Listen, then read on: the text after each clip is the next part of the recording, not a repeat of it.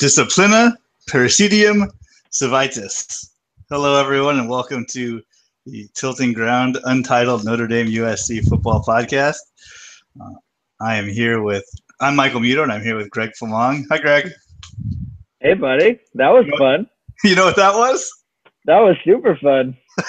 That is the University of Texas motto. You want to know what it means? Indulge me. That's a little Latin. I took 3 years of it. Yeah, I sensed that. So I translated it myself. Cultivated mind is the guardian genius of democracy. Oh, my Beautiful. goodness. Beautiful. How apropos. It is. So today we are previewing our two teams' first games. USC takes on Arkansas State, and Notre Dame takes on Texas. I figure we might as well start with USC because that's the boring one. Yeah, I'm just so thrilled to dig deep into this 70-0 thrashing that I'm about to see. You know, Arkansas State was a little more fun than I thought they'd be. Oh, yeah? As I broke them down, yeah. Do you know their nickname? No. It's the Red Wolves. That's not fun. Oh, okay. No, that's not at all. Yes. Although wolves are not any bargain. I don't want to deal with a wolf. They used to be the Indians. Better otherwise. Oh, yeah. Well. Yeah. All right. So I can see why that went away. The Arkansas State Red Wolves. They are second-year coach Blake Anderson, not Blake from Workaholics, is the man at the helm. He is the first second-year coach Arkansas State has had in 4 years, 4 or 5 years. And you think that's funny, and they're going through coaches, but the actual. Are you saying they go on a lot of first dates? Well, I don't think it's Arkansas State's doing some great choosing though. The coaches he replaced. So they're getting better jobs. Yeah, Hugh Freeze, head coach at Ole Miss.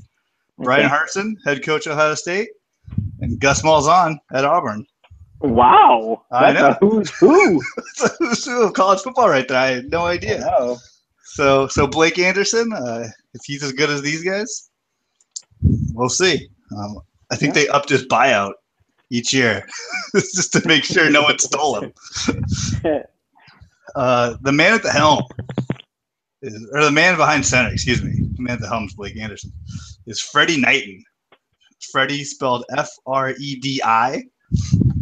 He is a dual threat quarterback, and he's actually pretty good. He's exciting. He's fun to watch. He had completed 62.3% of his passes last year for 3,277 yards, 24 touchdowns, and 7 interceptions through the air. And he's pretty good on the ground. I think he had about 900 yards rushing. And that's a problem for USC because they don't like dual threat quarterbacks. If you remember Boston College last year. I do remember that. It was a disgrace. I don't even think that kid threw a pass. And Boston College hung around and won. It was embarrassing. So dual threat quarterbacks are trouble. They also faced Tommy Armstrong Jr. in the bowl game a couple years ago. He didn't play that well, but still gave him fits, and the Trojans had to hang on to win that or come back to win that one. So it's Freddie Knighton, and he's throwing to a group of 3 receivers. They're all kind of the same, which is good and bad for Arkansas State. It's good because that's good. They have 3 okay receivers, but it's kind of bad because they don't really have a star. Trez Houston, Dejon Pascal, and J.D. McKizzee. Those are the names you'll hear. So it's good and bad for USC. I can get it on board with little McKizzee. McKizzee. So now we get to see all the corners, all the DBs. So that's going to be a lot of Adoree Jackson. Yeah. A lot of Kevin Seymour. He's the other starting quarterback. We're definitely going to see true freshman Amon Marshall, and the other corner is Kevin Lockett. So those are the guys you're going to see. They're all going to be in the field because Arkansas State's going 3 wide receivers the whole time. The other skill position, running back, he's a pretty good player. He's explosive. He had 1,100 yards last year. His name is Michael Gordon. you know, they're pretty good. They're pretty good at all the skill positions. Offensive line, I can't compete. The Sun Belt offensive line can't compete or shouldn't compete with a Pac-12 defensive line. So you hope that neutralizes any skill Arkansas State has coming. But you know, the offense, it should be fun to watch. They should try to make some big plays. Freddie will throw the ball around. He'll run around. It'll be interesting to see. On defense, the Red Wolves, they love turnovers. They just sell out for turnovers. That's what they're about. They're attacking you, trying to get turnovers from you. That's great if they do it. They had 8 in the game last year, and that was against USC's next opponent, Idaho. So it's great. You get a lot of turnovers, you probably win the game. However, they give up a ton of big plays. This is probably not the team that you want to give up a ton of big plays. No. I have no idea who's going to score the touchdowns, but I imagine it's going to be a lot of them. There's going to be a lot of long ones. I could just see Juju Smith just on a little streak, just going 80. Like a lot of weird plays, just like pretty basic. Like, oh yeah, there he is running down the field, straight down the field again, wide open. Yeah, if you get past the initial contact, you probably are going to score a touchdown in Arkansas State. So this is one of the games that Cody Kessler will find himself at the top of the Heisman watch list after his 400-yard, 7-touchdown performance, I'm sure. If all goes to plan, Cody Kessler will be looking very sharp after this one. He should just be completing balls all over the place. You should see the whole gang: Juju Smith, Adoree Jackson, Justin Davis, Trey Mason. It was everybody. Everyone's going to get touches. Everyone's going to get looks. They all might even score touchdowns. Anything's in the bug. What really might happen? I really want to see is a return touchdown. I think that's definitely in the cards. Just watch Adoree Jackson on a. Well, kickoff might be tough because there's only going to be a couple coming to him. So maybe a punt return. Takes a punt return to the house. I think that'll be an exciting one, or maybe a little screen pass. You're gonna see what all the hype's about. Some notes. Got a couple first-time starters on defense. Former prospect, now senior, Greg Townsend. He's going to start at defensive end. So that's not good for him after all these years. He finally gets to start. And Lamar Dawson, number 55, he's not playing. He has banged up ribs. Oh. So true freshman Cameron Smith is going to start at linebacker for USC. Where's he from?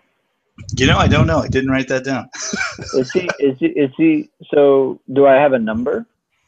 Let's see. Cameron Smith is on my depth chart here. Oh, he's right there. 35.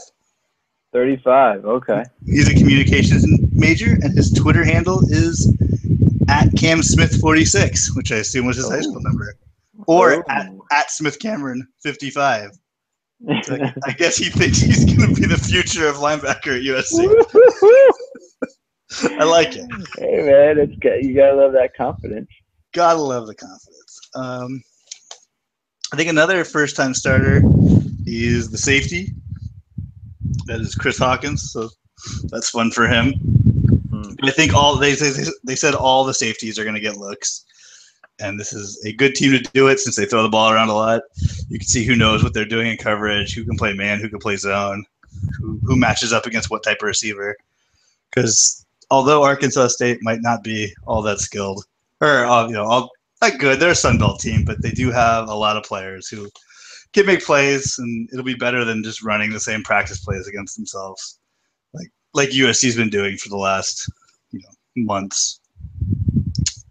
Well, so I have a question about that. So sure.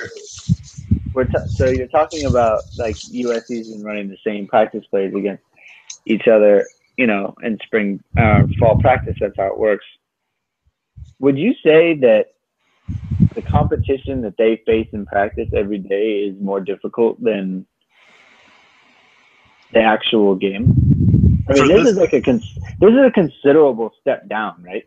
This is definitely true. I mean, Arkansas State's going to know the system better, their own system better than whatever USC was throwing at them. Right. But just skill player wise, yeah, SC's going to be bigger. They're going to be faster. There's no way that Pascal and Kizzy and Houston and Gordon can match up with Justin Davis and Dory Jackson and those guys. It's just not. Is Arkansas State an FBS school? Oh yeah, they're Sun Belt. They might win the Sun Belt. Are they?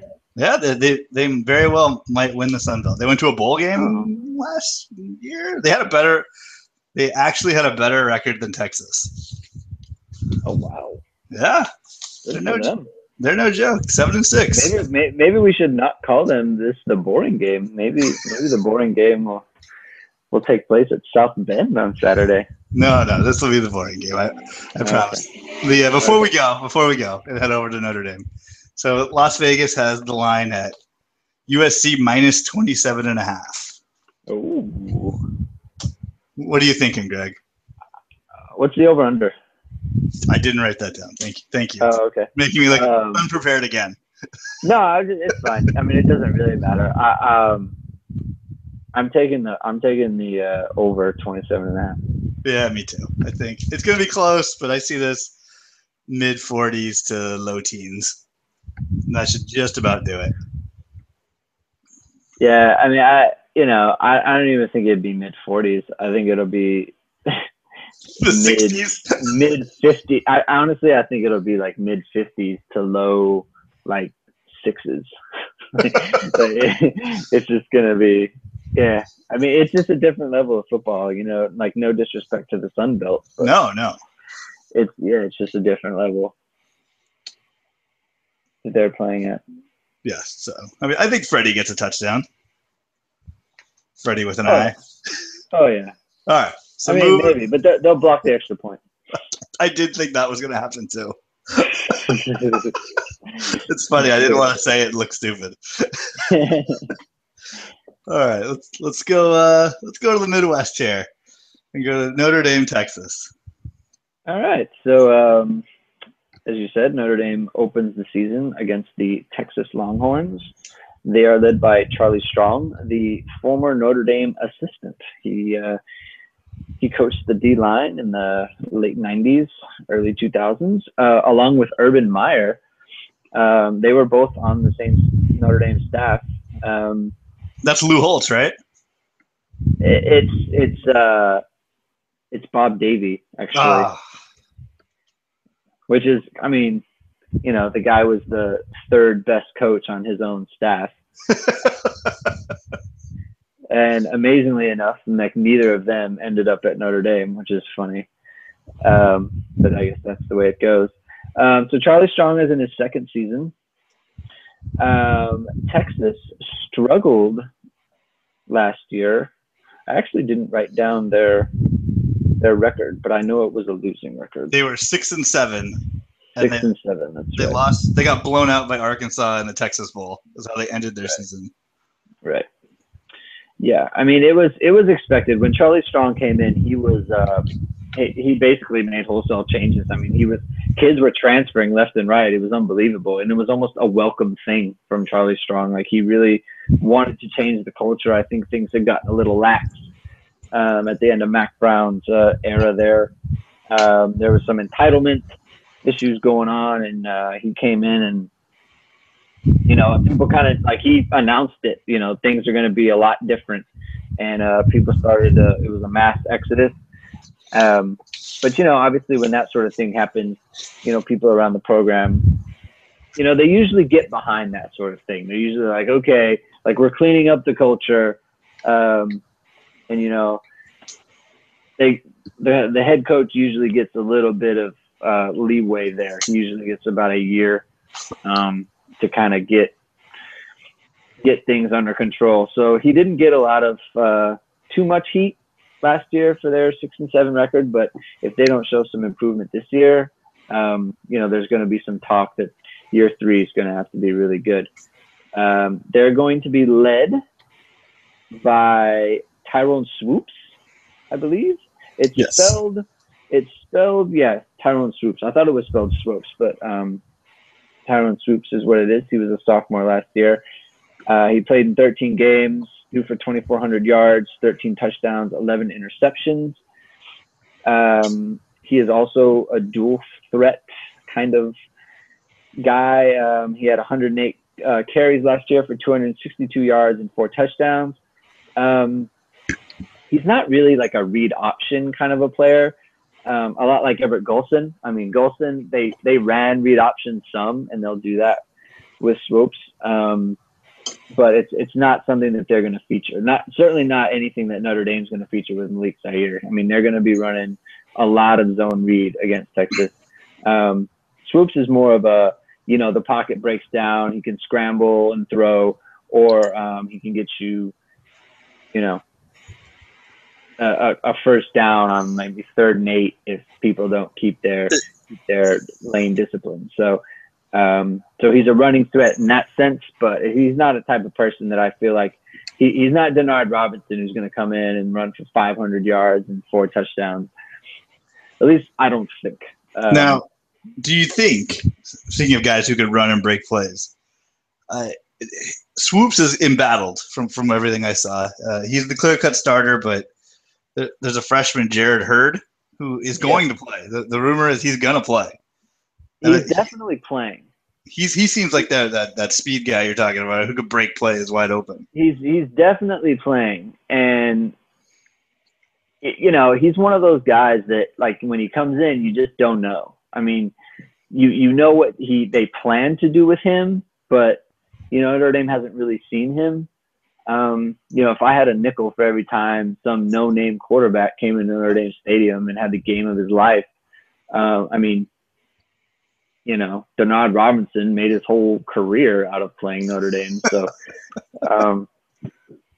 he's a wild card. It's something that, but the thing about him when he comes in is you kind of figure they're probably going to be running the ball. So hopefully, given that tendency that they'll have, Notre Dame should be able to bottle him up. Wait, Notre Dame's experience, you have to be hoping you see the freshman quarterback.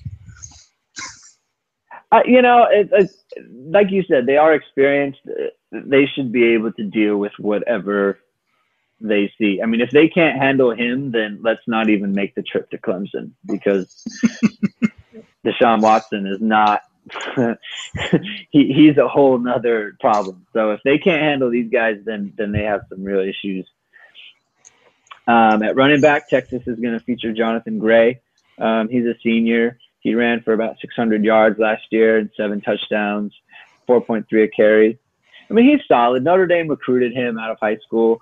He hasn't had as good a career so far as, he probably would have liked, or the recruiting pundits would have seen from him. But, I mean, he's a solid player. There were other guys around, too. It wasn't like he was. Yeah, I mean, he was running behind Malcolm Brown. But, Malcolm Brown had 708 yards and 3.8 a carry. So it's not like he was lighting the world on fire, So they did have a little bit of offensive line issues last year. They gave up 28 sacks, 71st in the country, and they're going to be starting 2 freshman offensive linemen this year. That's good. Luckily for them, the Notre Dame defensive line is not the strength of the team. They're going to have their hands full with Sheldon Day for sure, just because he's a quality player.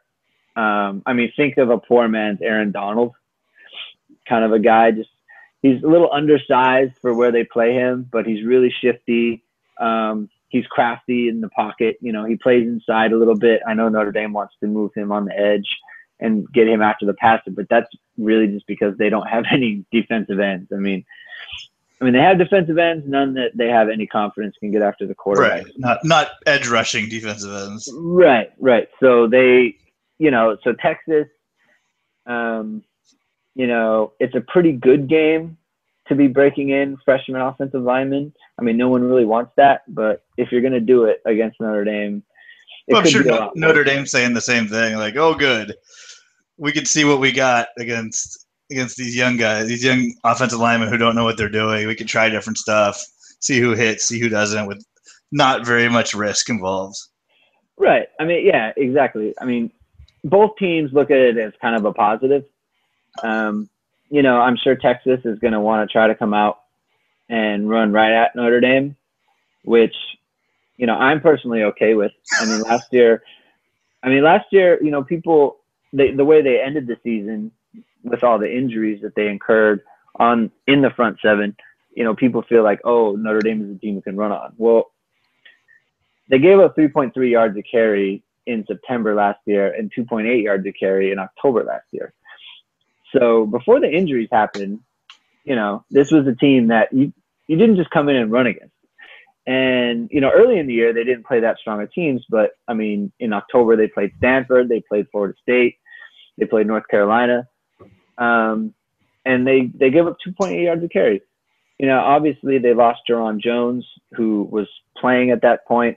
And he's gone for the year. But I think, you know, Daniel Cage is the guy that Brian Kelly singled out on Tuesday as saying he's had a great camp. He's 308 pounds. I mean, even if they take the snap and he sits down, I mean, that's a very big person in the middle of the defense that's just going to be hard to move around. They have the freshman Jerry Tillery playing there. So, you know, if Texas wants to, you know, run right at the team, then I'm all for it.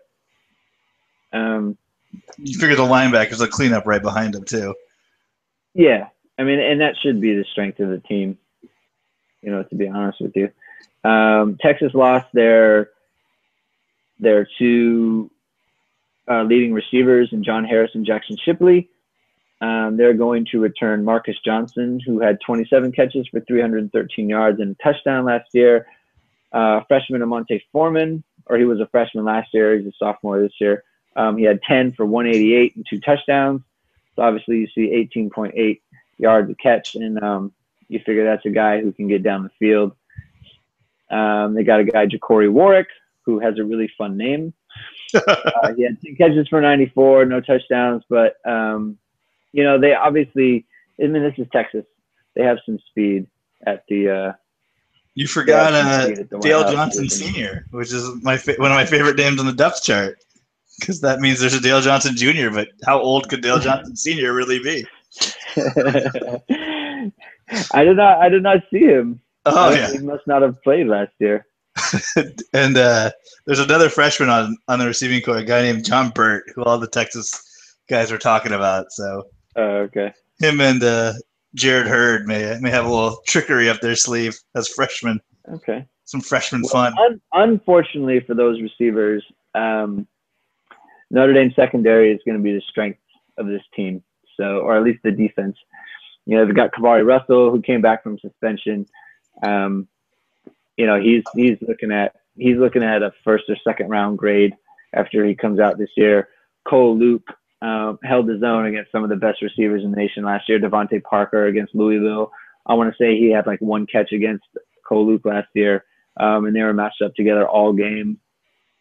He held his own against Jalen Strong of Arizona State. So, you know, he had a pretty good season last year, and now he's a second corner, so now he's not going up against the team's first, top receiver. So you feel like, you know, he's going to be better than a lot of number 2 wide receivers on teams.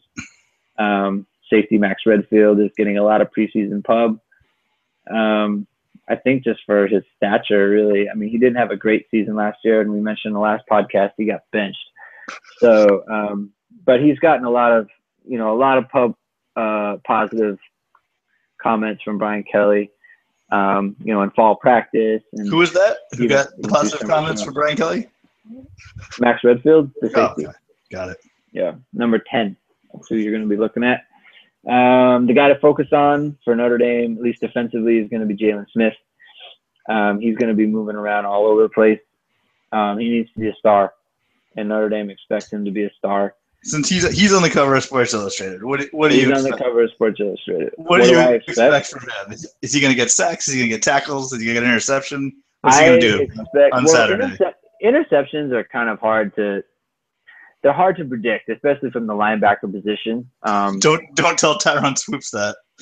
Don't tell Tyrone Speaks that, and don't tell Cody Kessler that, frankly, because he had in Jalen Smith's freshman year, he had a very impressive interception against him. So stepped in front of Nelson Aguilar, I believe it was, and intercepted a pass. So he's shown the ability to do it. Personally, I hope his mark is tackles for loss and sacks. I think they need to be sending him after the quarterback as much as possible. Not only because Notre Dame doesn't have a lot of proven pass rushers, but I just don't know that Jalen Smith is really stoppable. Apparently in fall practice, they send him down with the D-line every now and then just for a few reps at rushing, and he's going against Ronnie Stanley, who might be the number one left tackle in the country.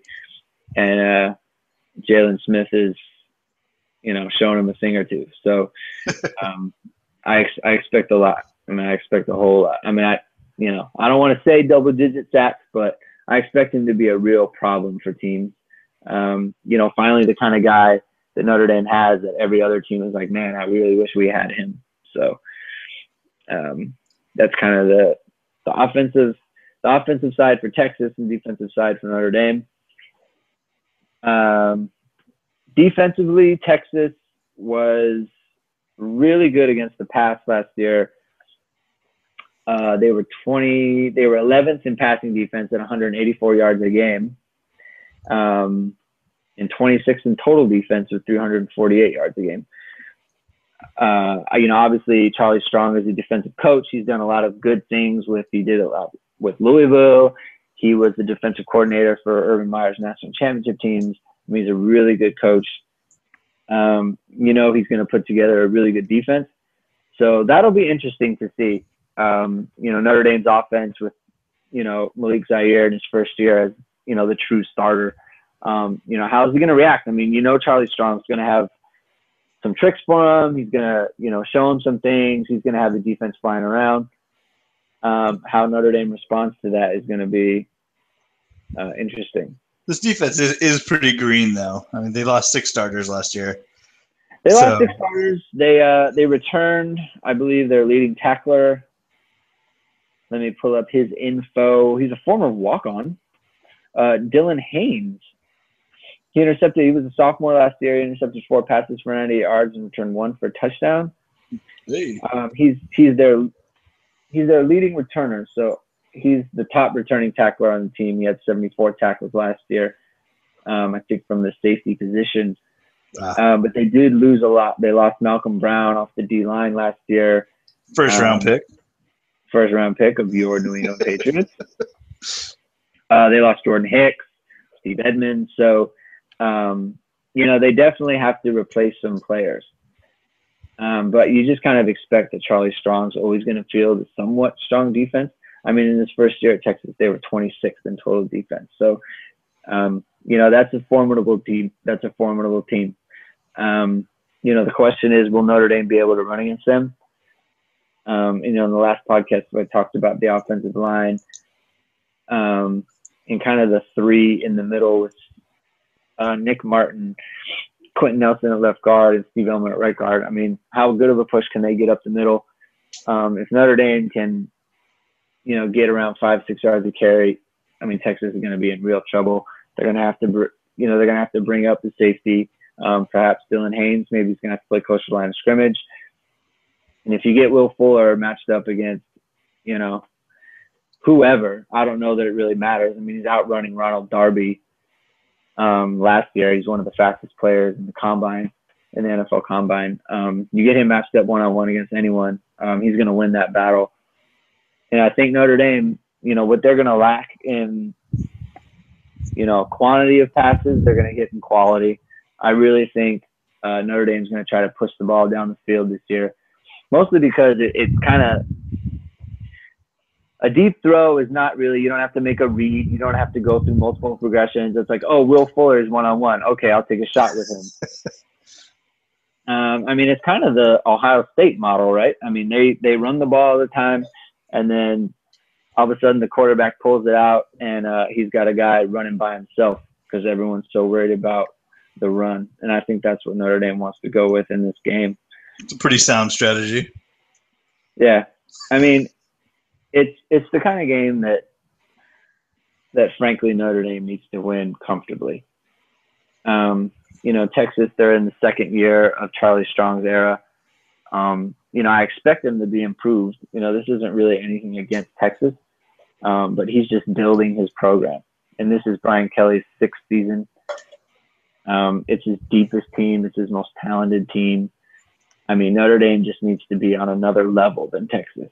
I mean, so Texas could be – go for it.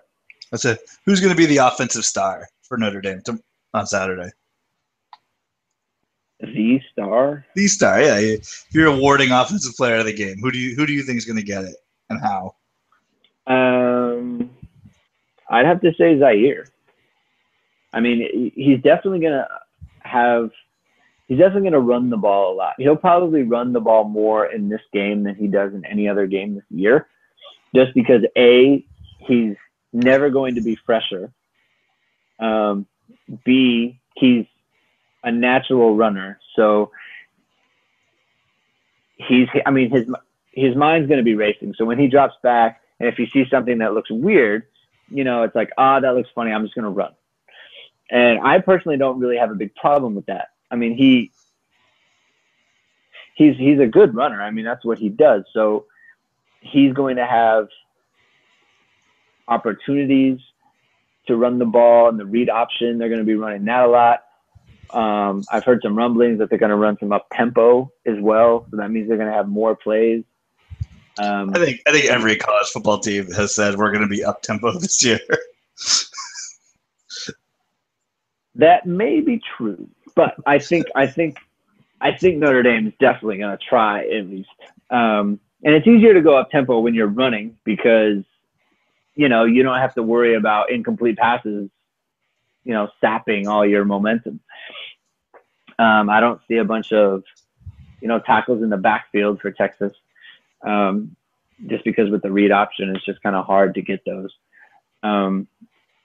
So, yeah, I think Malik Zaire, he's going to have the ball a lot. When he does throw it, I think they're going to be deep passes. I think there's going to be a lot of big plays. And he's going to spread the ball around. I mean, you can make a case for Tarian Folston just because he's the other guy that's probably going to, is going to get the ball a lot. But it could be Will Fuller. It could be Torrey Hunter Jr., the center fielder for – who does Torrey Hunter play for now? Is he Detroit? Is he back on the Twins? I don't know. I don't. Well, wherever he is, baseball. Wherever he is, that's his son, and he's had a great camp. People have been talking, raving about him, so they expect a good year from him. I wouldn't expect it from him in the first game out, but you never know.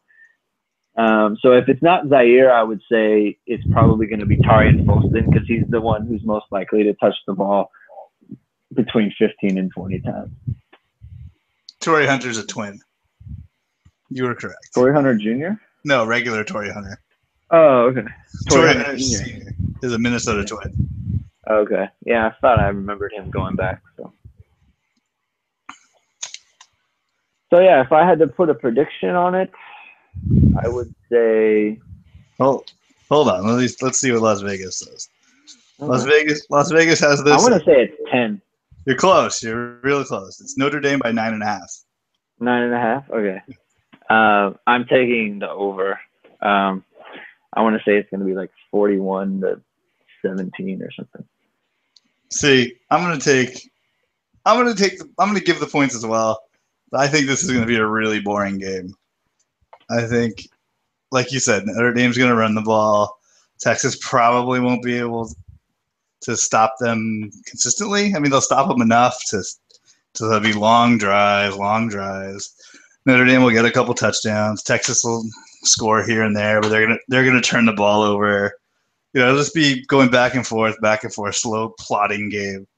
But it'll be a little bit closer than people think. But Notre Dame will never be It'll have the fear of losing. I think this one's gonna be just a slogfest. And it's the first game, so everyone's a little slower. That's my personal prediction. I think that, and as a fan, I I've been following like the mindset of this team, I really think that they are very excited about this season. I mean, it's, everyone's excited to start the year, of course, but I think that this team, A, has something to prove, B, they have the weapons and the personnel to actually go out and prove something. They're at home. It's a night game, which doesn't happen very often at Notre Dame. I think they're going to come out and they're just going to, I think they're going to roll. They want to come out and set the tone. Yeah, I think they kind of want to announce, like, okay, like we're a real team this year. So that's my hunch. Obviously, I've seen it go the other way. but, if you're going to make a prediction of an undefeated team, then this is kind of what you expect. You expect them to come out and drop the hammer right away. All right. That's solid. So we both think our teams are going to win the openers in similar fashion, actually. Yeah. Do you have any fun news and notes from around the Notre Dame campus? Fun news and notes. They announced that they're going to put a Jumbotron in the stadium. I want to say in 2018. Where's it going to go? It's going to go, it's going to go on the opposite end of the Touchdown Jesus sign. I don't know if it's going to be, I don't know if it's like the south end or the north end or whatever it is, but it's going on the opposite end of the Touchdown Jesus sign. And actually, there's not going to be any video board or scoreboard of any kind on that side at all. So they're going to preserve that kind of hanging over the stadium, as well as the dome in the background. Obviously, there's a lot of traditionalists who aren't very happy about it, but I like the scoreboard. I'm not going to lie. I mean, everyone likes the scoreboard. I need to know things. No one ever went to a game and said, "Oh, I hate getting all these replays. What a bummer." Like, no one ever said that. And I get, like, the tradition of it, but if there was scoreboard technology when Newt Rockne was a coach, then they would have had them. That's true. Just like they would have had artificial turf and they would have had replay and they would have had all that. Fact. So, I mean, that's kind of news and notey. Notre Dame has a Showtime series. Oh, yeah. Did that start yesterday or does it start next Tuesday? No, it starts next Tuesday, which is kind of dumb. Like, I don't want to go backwards. Like, I'd rather see training camp. Show me training camp up to the game. Like, I don't want to see preparation for Texas after Texas. That's true. Well, so, I mean, it's just kind of a buzzkill. Like, okay. I mean, I expect them to win Texas, but it's like, they play Georgia Tech, and it's like, whoops, they lost by 10. Like, I can't wait to watch this Notre Dame thing. How they're so hopeful going into the game. Like, no, they lost. Maybe it'll have game highlights too. Yeah, ESPN tried something like this in Tyrone Willingham's third season in 2004, I think it was.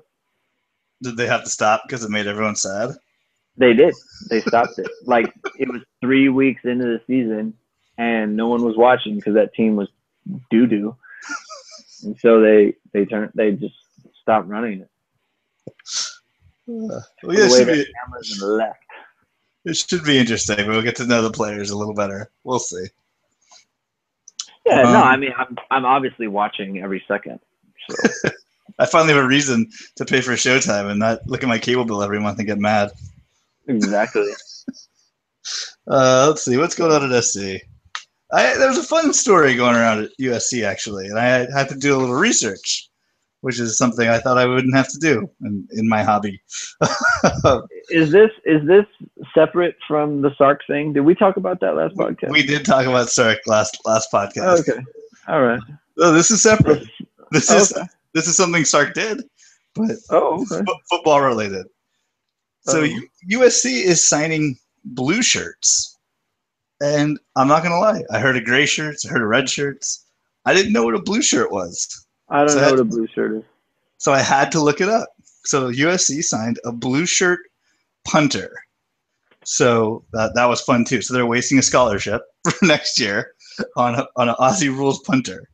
And a blue shirt is when let's see, I hope I got this right. The guys at Reign of Troy had a good little breakdown of it. So go there if I'm butchering it.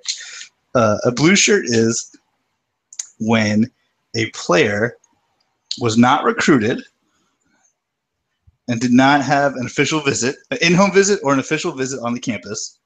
Okay. And he still comes to the school, and then the school gives him a scholarship. So this player can now play the next season. But the scholarship counts for the season before. Or the scholarship counts for the season he's playing in. Does that make sense? Yeah. Kinda. So Notre Dame, USC signed a guy to a scholarship who they never previously talked to before, basically. Correct. Okay. So now why is it a blue shirt or a pink shirt or whatever they want to call it? So why is that a thing? Like, I don't. So they're eligible to both enroll and play during their initial fall semester, following the high school graduation or junior college transfer. So you're using they signed him like last week. Yeah, pretty much. Oh, okay. So that's why he's a blue shirt. So you're using one of next year's scholarships on a player this year. On a player this year. On a punter. On a punter. I mean, is he going to start? I don't think so. Maybe he's going to do kickoffs. I don't know. He's Aussie rules, so that's fun. So they're using a scholarship on a guy who won't start for them. Possibly. Maybe we'll see him. Maybe we'll see Chris Tilby. And he wasn't like a student before this. No, he had to have graduated high school the previous year. No, but like he wasn't already enrolled anyway. You know, that's the part I'm not sure on how do they find him then if they can't, like, I guess they know who he is and he wasn't at a school, so they said, hey Chris. I think he was at San Diego or San Francisco State or something like that. Actually, okay. now that I think it through, he was up in NorCal. They called him in to be the punter. There you go. So blue shirt, look it up, everybody. I was shocked. There are probably some kids who got denied admission to USC who are very unhappy about that story you just told. Well, I think who's going to be really unhappy are the star players next year who can't come to the school because there's no scholarship. I mean, is that really a thing? That is really a thing. That we're concerned on the message boards. They were ablaze. People say that, but that never happens. I know. I mean, even at Notre Dame, like, I take them all. Take them all. Notre Dame never has 85 players on scholarship.